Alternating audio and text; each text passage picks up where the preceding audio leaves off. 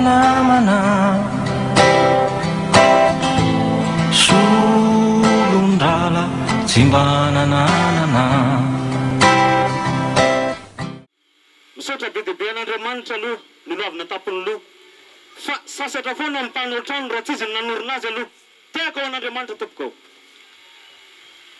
Faharoa manarak'izany isaorana lehibe ihany koa ny filohan'ny teteza mity izay sa sy volona ka navita izao kianja lehibe atao hoe Coliseum de Madagasikara izao.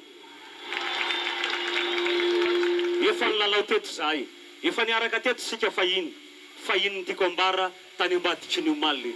Hitatsika daholo na mifotaka, fatatsika na ny bozaka manahatra. Fa izao kosa rehefa mahavita ny olona dia ty afo e. Firy matinareo ny teto tsy navita ninona ozy le olona zay dia miala tsy ny tompoko ty afo le mandeha président Rajoelina. Makasitrasitra re tompoko amaranako ny teniko dia tsotra. Raha misy manome zavatra ho anao kingano teny hoe anareo mankasitraka tompoko lahy mankatelona tompoko vavy.